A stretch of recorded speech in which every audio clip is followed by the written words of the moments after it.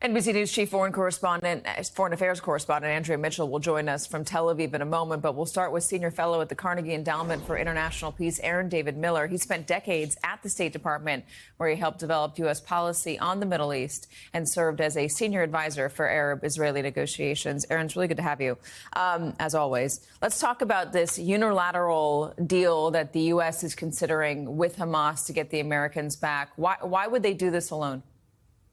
I mean, it's really tricky and increasingly fraught. I mean, is this a contingency in the event that the United States reaches the conclusion? And the Secretary's interview with Andrea Mitchell suggests Biden administration secretary still believes there's a possibility of getting a deal. So is this a contingency?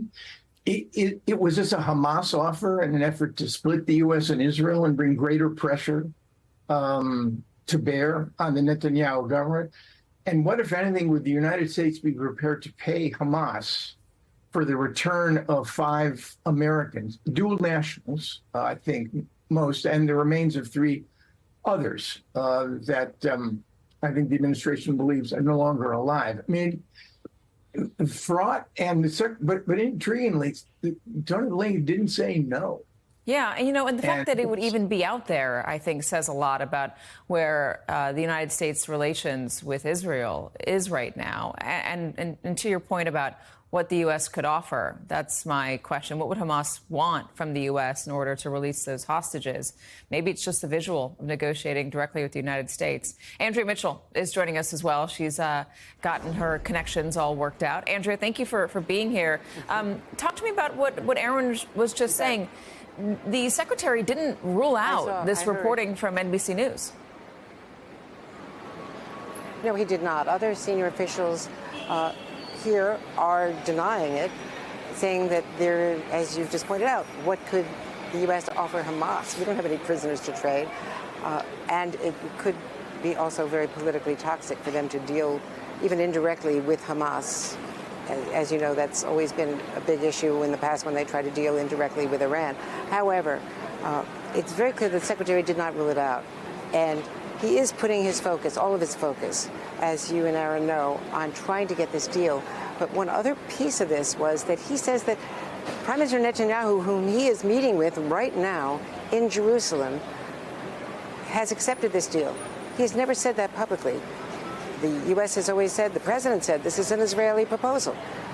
Certainly, Netanyahu has given no indication, and even more so than ever now that he has to rely on these very hard right members of his cabinet because of the resignation of Benny Gantz, the centrist member of the cabinet, over the very issues of no future plan by Netanyahu, no willingness to put hostages first, no willingness to agree to a ceasefire.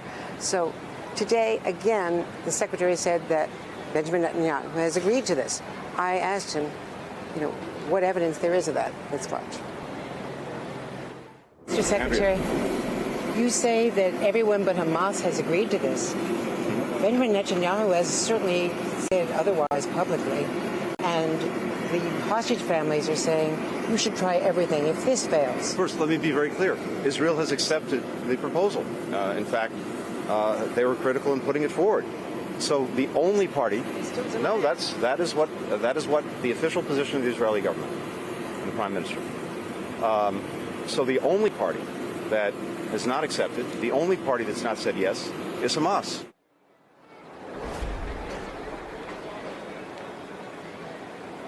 So again, he is saying that Netanyahu has agreed to this.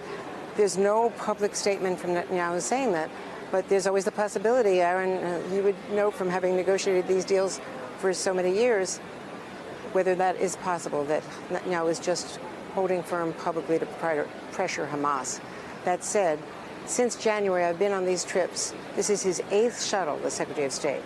And each time he has come talking about the day after, talking about a Palestinian state, that's something that Netanyahu has completely ruled out, and talking about what is in it for Israel, to get out of Gaza, to not be left holding the bag, to have Arab leaders buttressing a reformed Palestinian Authority. And that's a big step also because there's no sign of that.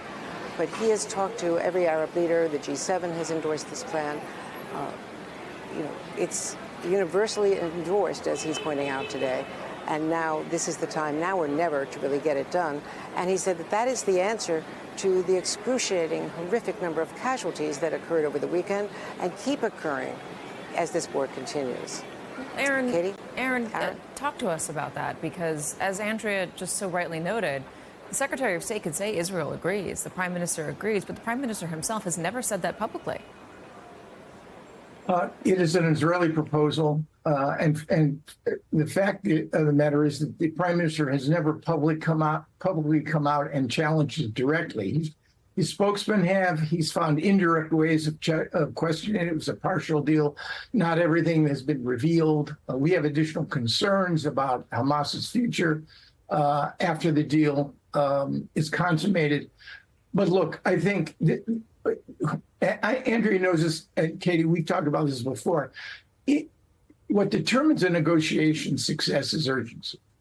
There has to be sufficient pain and the prospects of gain on the part of the two major parties to this negotiation. And frankly, sadly, tragically, the reality is right now there's only one party that has the kind of urgency required, and that's the Biden administration.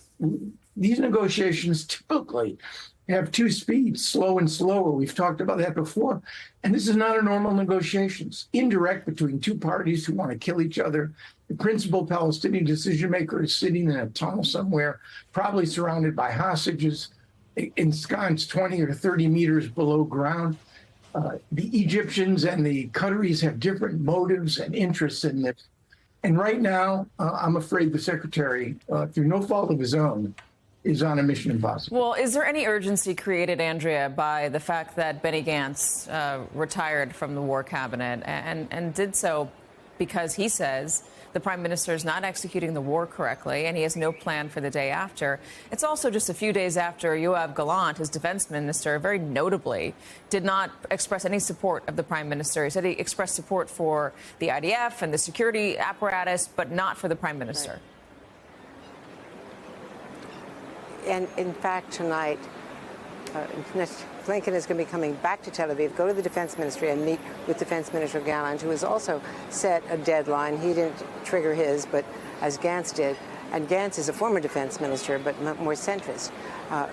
Gallant the defense minister, has been in favor of going into Rafah, but is also in favor of some sort of a ceasefire, because the military here knows that the goal that Netanyahu has subscribed to of eradicating Hamas is an impossible goal. To say nothing of, you can't eradicate the ideology, but even getting the leaders. They want to get Sinwar, the leader, the mastermind of October 7th, believed to be somewhere, underground, wherever he is. He's very, very adept at escaping all of their attacks. But they want to get more of the Hamas leadership, and certainly Sinwar, or somehow persuade him to go into exile. But that's an impossible goal entirely, according to the Israeli military. And that's why Gallant, as well as Gantz, have been putting pressure on Netanyahu, and Gantz decided finally to pull that trigger.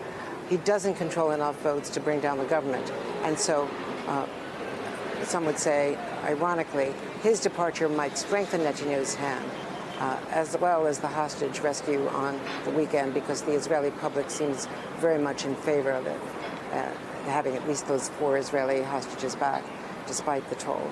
So it may be that Netanyahu becomes more entrenched now that he will be more in the sort of more pressured, and in the control and more reliant, I should say, of those two very hard right ministers, one of whom now wants to, become the next defense minister and join the war cabinet, not the defense minister, but the next national security advisor. We'll see about that. More isolated, more pressured potentially. We'll see if the U.S. pulls the trigger and negotiates with Hamas directly. I'm very curious to see what that would look like. Aaron David Miller, Andrea Mitchell. It won't be direct. It won't be direct. It would be through Qatar. It would always be through a middleman. That's a very good point. Through the middleman, but I am still very curious to see what those negotiations would look like. Aaron David Miller, Andrea Mitchell, thank you very much.